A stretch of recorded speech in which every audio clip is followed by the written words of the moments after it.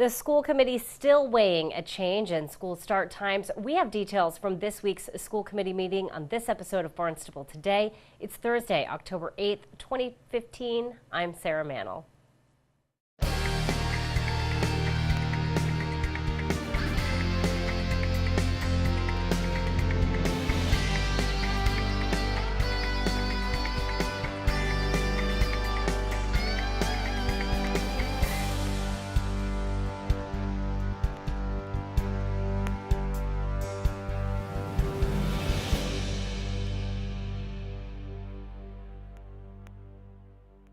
Members of the Healthy Youth Task Force urged the school committee to push back middle and high school start times during this week's school committee meeting. Barnstable Public Schools employee and task force member Erica Aceto says data shows again and again that later school start times improve high schoolers' performance. As Miki eloquently showed us, the negative effects of sleep deprivation in our youth are very clear, very well documented, staggering. They run the gamut from mental health to physical health, etc.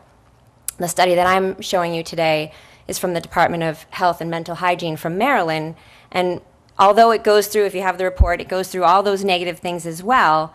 One thing that's fantastic here is that the department also looked at the positive outcomes that resulted from changes being made, whether they were looking at schools that maintained a later start time or changed to a later start time.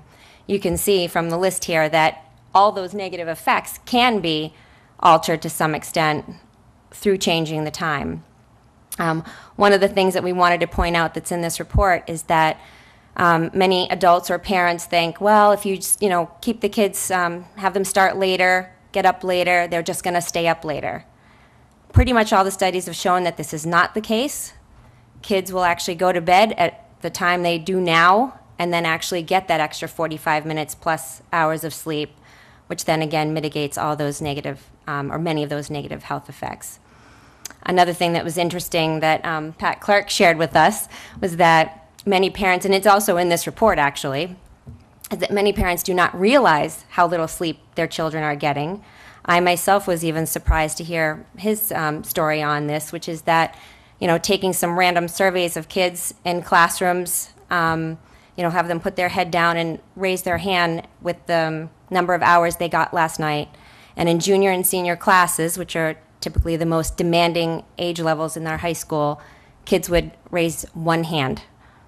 So many kids are getting not the 8.5 to 9.5 hours, but more like 6, 5, 4 hours of sleep in some occasions. You can see here that many of the positive outcomes are academic. That's important to us all. But I'd like to point out that many of these things are not just personal safety items for our kids, but they're public safety concerns. Less teen pregnancy. We all know drug addiction is a huge problem. Substance abuse has decreased in these studies that have looked at these schools that have made changes. That's a very important topic here on the Cape and everywhere.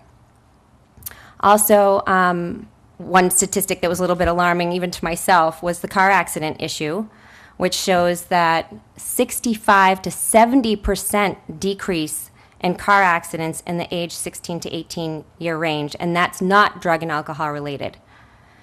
It is anecdotal. You can't prove that it was caused by fatigue, but what the studies show is that when you look at a school that made the change and the prior record of that age group in that school, and or a school that kept the time and compared to a neighboring town, it's 65 to 70% less car accidents. That has a public safety effect. It has a personal safety effect for the kids. It also has a cost effect to all of us on our teenager insurance rates.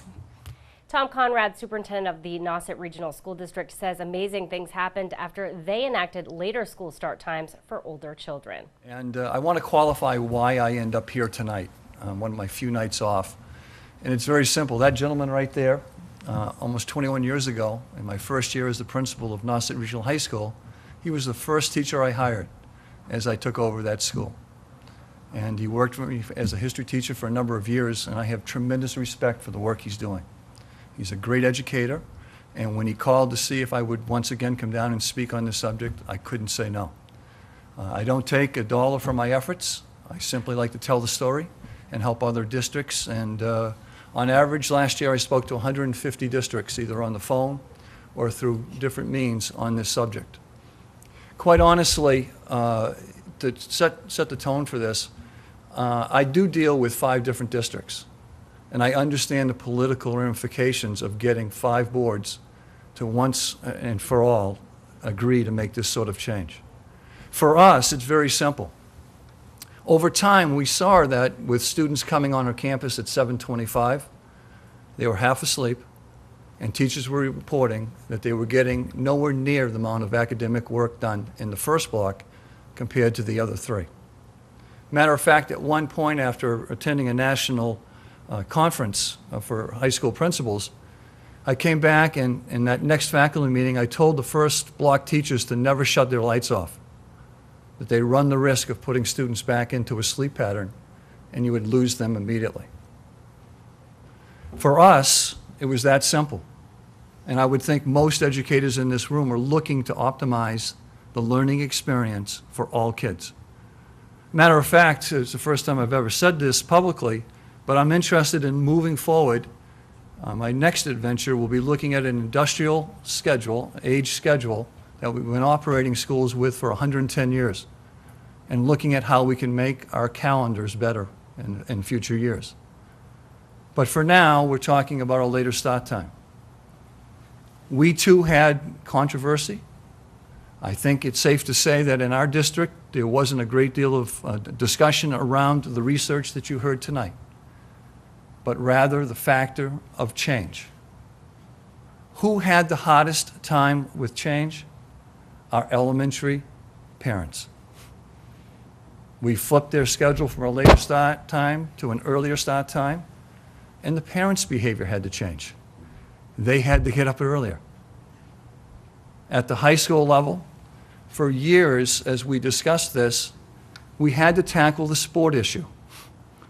In other words, what are we going to do if we get out now at 3:05 and have practices, games, and particularly travel? In our district, we made it very clear that very few of our student athletes would ever make their living by athletics. That academics would be their ticket for their future. And so once we gained support from the athletic families, we moved forward and eventually passed this through. And in the first year, the number of tardies went down over 30%. And it consistently stayed that way for the last 4 years. The other area that we focused on was students who did the poorest academically. And so we tracked the numbers of D's and F's. And in the first year, the number of D's and F's dropped by over 50%. Amazing. Amazing. I will tell you this, at least my belief of this, the high-flying students, the students at Nauset Regional High School who were taking 4 and 5 AP courses, they're in 7 of our organizations, National Honor Society, and playing 1 or 2 sports. There just isn't enough time for those kids. Following lengthy discussions about increased bus costs and after-school care for elementary-age children, Interim Superintendent of Schools Bill Butler recommended the school committee form an advisory committee to look into the issue further. Chair Margot Weber said she will put that on the agenda for the next school committee meeting. The advisory committee would include school committee members, school administrators, teachers, and parents. Well, be sure to tune in to our hour-long news program, Barnstable This Morning, weekdays at 7 a.m. On tomorrow's show, we will have our weekly arts and culture segment. We'll chat with Patty Machado, Director of Leisure Services. Plus, we'll have all the news and information you need. For Barnstable Today, I'm Sarah Mannel.